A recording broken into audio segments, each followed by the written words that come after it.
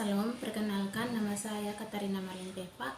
Saya mahasiswa dari Institut Agama Kristen Negeri Kupang dengan NIM 10220210012 kelas A semester 2 Prodi Pendidikan Kristen Anak Usia Dini. Nah, di video kali ini saya akan menjelaskan materi resum bab 7 mengenai bagaimana dinamika historis konstitusional, sosial, politik, kultural, serta penegak kontemporer penegak hukum yang berkeadilan. Nah, Indonesia adalah negara hukum. Artinya, negara yang semua penyelenggaraan pemerintahan dan kenegaraan serta kemasyarakatannya berdasarkan atas hukum, bukan didasarkan atas kekuasaan belaka. A. Menelusuri konsep dan urgensi penegak hukum yang berkeadilan. Nah, menurut Thomas Hobbes dalam bukunya Leviathan pernah menyatakan bahwa Homo homini lupus, artinya manusia adalah serigala bagi manusia lainnya. Namun menurut Cicero mengatakan bahwa ubi societas ibi ius, artinya di mana ada masyarakat di sana ada hukum. Nah, dengan kata lain sampai saat ini hukum masih diperlakukan, bahkan kedudukannya semakin penting.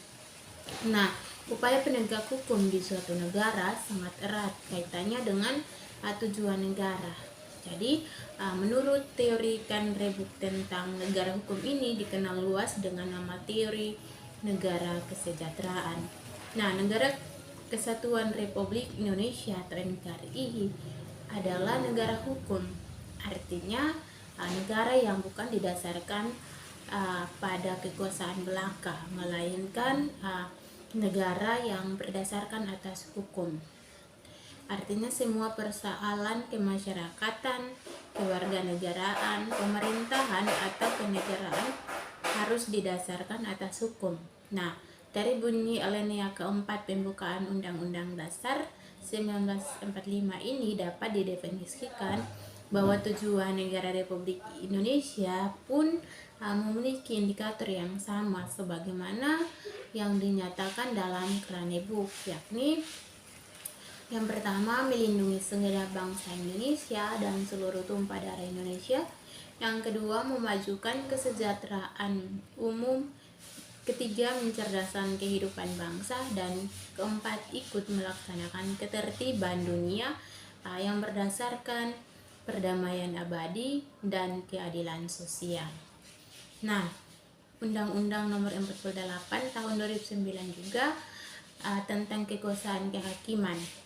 Nah, dalam pasal 24.1, kekuasaan kehakiman merupakan kekuasaan yang merdeka untuk menyelenggarakan peradilan guna menegakkan hukum dan keadilan.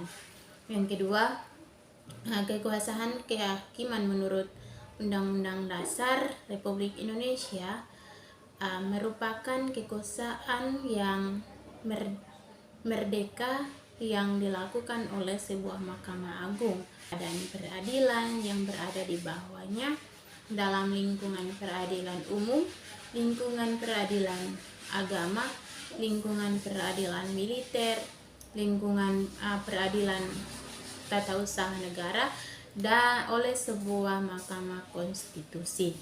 Nah, 3 badan-badan lain yang fungsinya berkaitan dengan kekuasaan kehakiman diatur dalam undang-undang. Nah, Undang-Undang Nomor 48 Tahun 2009 tentang kekuasaan kehakiman dinyatakan bahwa kekuasaan kehakiman dilakukan oleh sebuah Mahkamah Agung. Nah, dan badan peradilan yang berada di bawahnya. Peradilan umum, lingkungan peradilan agama, lingkungan peradilan militer, lingkungan peradilan tata usaha negara, dan sebuah Mahkamah Konstitusi untuk menyelenggarakan peradilan guna menegakkan hukum dan keadilan. Negara kita telah memiliki lembaga peradilan yang diatur dalam Undang-Undang 1945 ialah Mahkamah Agung atau MA, Komisi Yudisial atau KY, dan Mahkamah Konstitusi atau MK. Nah, ada 3 lembaga peradilan tersebut. Yang pertama, Mahkamah Agung adalah pelaku kekuasaan kehakiman sebagaimana dimaksud dalam Undang-Undang Dasar Negara Republik Indonesia tahun 1945. Yang Mahkamah Konstitusi adalah pelaku kekuasaan kehakiman sebagaimana dimaksud dalam Undang-Undang Dasar Negara Republik Indonesia tahun 1945. Yang ketiga, Komisi Yudisial adalah lembaga negara sebagaimana dimaksud dalam Undang-Undang Dasar Negara Republik Indonesia tahun 1945. Nah, apabila mengacu pada bunyi pasal 24, maka lembaga negara MA, KY, MK memiliki kewenangan dalam pelaku kekuasaan kehakiman dikemukakan dalam pasal 24. Nah, kekuasaan kehakiman merupakan kekuasaan yang merdeka untuk menyelenggarakan peradilan guna menegakkan hukum dan keadilan. Dengan demikian, 3 lembaga negara yang memiliki kekuasaan kehakiman memiliki tugas pokok untuk menyelenggarakan peradilan guna menegakkan hukum dan keadilan.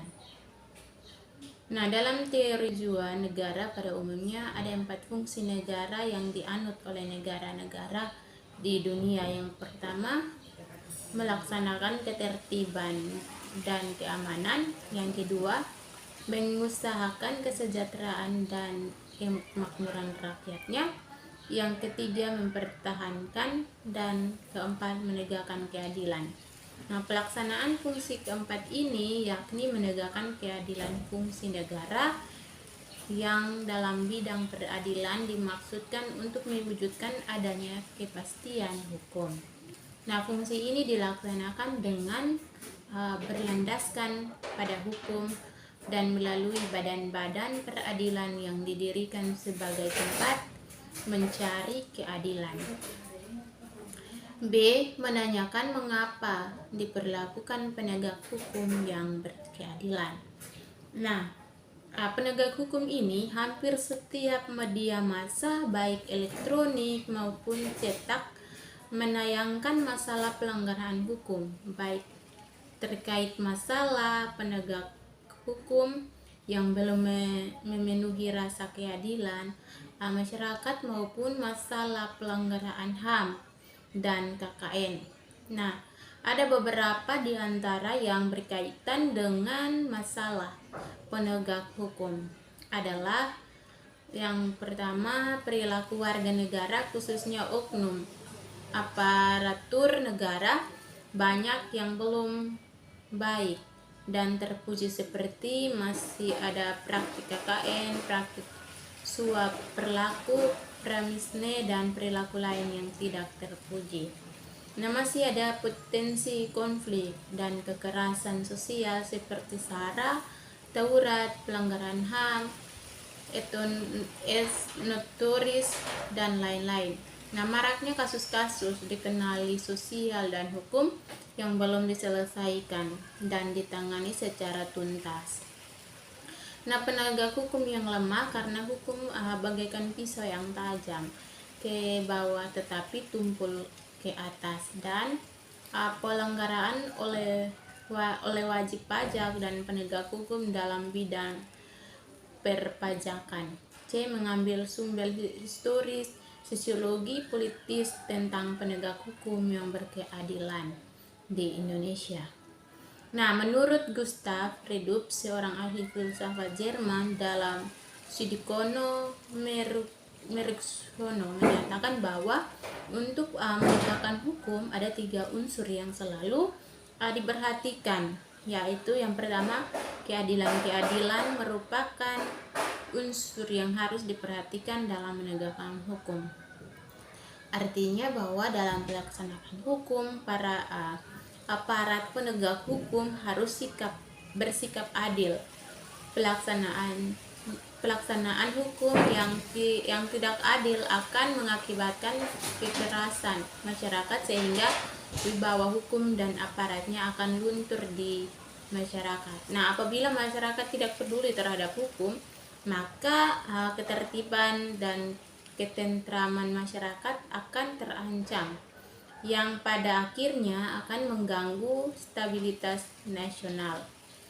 Yang kedua, kemanfaatan selain unsur keadilan. Nah, para aparat penegak hukum dalam menjalankan tugasnya harus mempertimbangkan agar proses penegak hukum dan pengambilan keputusan memiliki manfaat bagi masyarakat. Nah, hukum harus bermanfaat bagi manusia. Oleh karena itu, pelaksanakan hukum atau penegak hukum harus memberi manfaat atau kegunaan bagi manusia. Yang ketiga, kepastian hukum. Unsur ketiga dari penegak hukum adalah kepastian hukum. Nah, artinya penegak hukum pada hakikatnya adalah perlindungan hukum terhadap tindakan sewenang-wenang.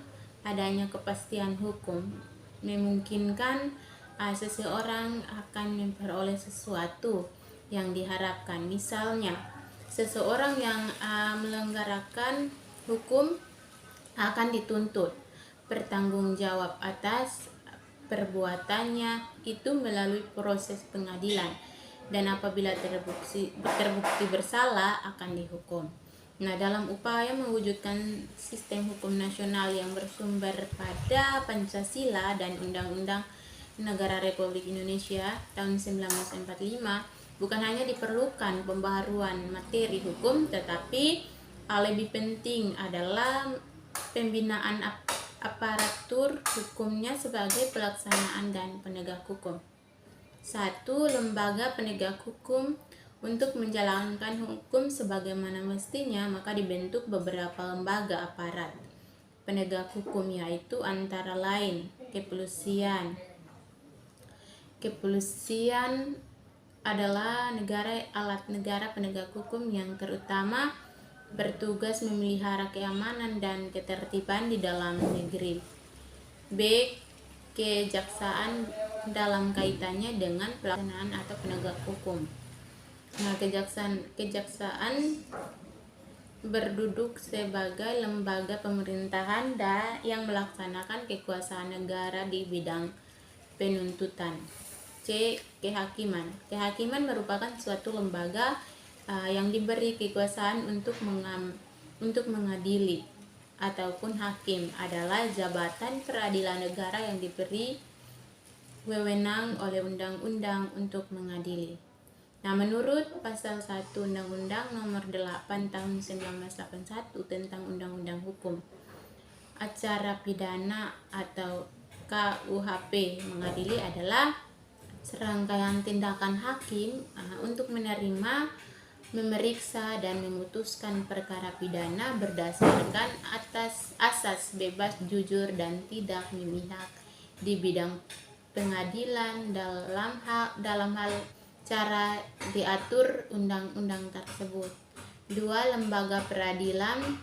Sebagai pertimbangan Undang-Undang Nomor 48 Tahun 2009 tentang kekuasaan kehakiman ditegaskan bahwa kekuasaan kehakiman menurut Undang-Undang Dasar Negara Republik Indonesia tahun 1945 merupakan kekuasaan yang merdeka yang dilakukan oleh sebuah Mahkamah Agung dan badan yang berada di bawahnya, dan dalam lingkungan peradilan umum, lingkungan peradilan agama, lingkungan peradilan militer, lingkungan peradilan tata usaha negara, dan oleh sebuah mahkamah konstitusi untuk menyelenggarakan peradilan guna menegakkan hukum dan keadilan. A. Peradilan agama. Nah, peradilan agama terbaru diatur dalam Undang-Undang Nomor 50 Tahun 2009 sebagaimana perubahan kedua atas Undang-Undang Nomor 7 Tahun 1989. Berdasarkan undang-undang tersebut, peradilan agama bertugas dan berwenang memeriksa perkara-perkara di tingkat pertama antara orang-orang yang beragama Islam. B. Peradilan militer, wewenang peradilan militer menurut Undang-Undang Darurat Nomor 16 garing 1950 yang telah diperbaharui menjadi Undang-Undang Nomor 31 tahun 1979 tentang peradilan militer adalah memeriksa dan memutuskan perkara pidana terhadap kejahatan atau pelanggaran yang dilakukan oleh yang pertama seorang yang pada waktu itu adalah anggota Angkatan Perang RI, yang kedua seorang yang pada waktu itu adalah orang yang presiden dengan peraturan pemerintah ditetapkan sama dengan Angkatan Perang RI. Ketiga, seorang yang pada waktu itu ialah anggota suatu golongan yang dipersamakan atau dianggap sebagai Angkatan Perang RI oleh atau berdasarkan undang-undang. Yang keempat, orang yang tidak termasuk sebut di atas 1, 2, 3 tetapi atas keterangan Menteri Kehakiman harus diadili oleh pengadilan dalam lingkungan peradilan. C. Peradilan tata usaha. Negara peradilan tata usaha negara diatur oleh Undang-Undang Nomor 5 Tahun 1986 yang telah diperbaharui menjadi Undang-Undang Nomor 9 Tahun 2004. Dalam pasal 1 ayat 1 disebut bahwa tata usaha negara adalah administrasi negara yang melaksanakan fungsi untuk menyelenggarakan urusan pemerintah baik di pusat maupun di daerah. Peradilan tata usaha negara bertugas untuk mengadili perkara atas perbuatan melawan hukum yang dilakukan oleh pegawai dan tata usaha negara. D. Peradilan umum. Peradilan umum adalah salah satu pelaksanaan kekuasaan kehakiman bagi rakyat pencari keadilan pada umumnya. Nah, rakyat pada umumnya apabila suatu pelanggaran atau kejahatan yang menurut peraturan dan dihukum akan diadili dalam lingkungan peradilan umum. Peradilan umum digunakan beberapa tingkat, yaitu peradilan negara, peradilan tinggi, peradilan tingkat kasasi. 4. Penasehat hukum. D. Membangun argumen tentang dinamika dan tantangan penegak hukum yang berkeadilan Indonesia. Nah, masih banyak perilaku warga negara, khususnya oknum aparatur negara yang belum baik dan terpuji. Terbukti masih ada praktis KKN, praktis suap, perilaku pramisme, dan perilaku lain yang teruji. Nah, masih ada potensi konflik dan kekerasan sosial bermuatan sara, tawuran, pelaksanaan HAM, dan sikap otensi. Sekian hasil presentasi saya. Salam.